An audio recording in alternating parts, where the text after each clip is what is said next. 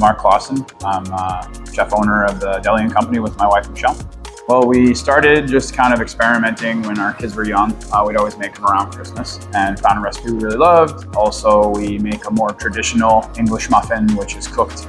It's kind of dropped in the coconut oil in a ring on a griddle.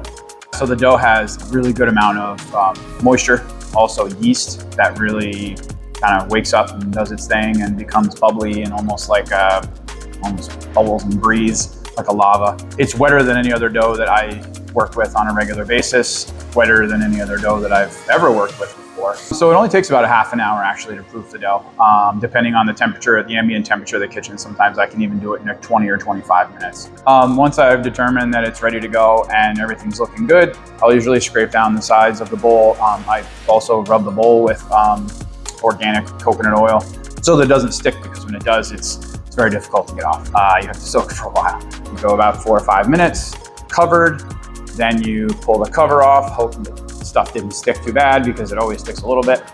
Give them a flip while they're in the rings. So what happens is you're getting convection as well as direct heat. You're capturing the heat while it cooks. Also, the rings are giving direct heat, as is the griddle itself. And as time goes on, then the pan on top gets a little bit warm too. So you're capturing the steam and the heat, the residual heat, while also getting direct heat, which then helps to form the crust on the bottom of the top, which is very characteristic of an English muffin. It's kind of part of what makes it an English muffin. So then you flip it, cover it again, give it the other 4 or 5 minutes. And then once they're finished, you pop the ring off.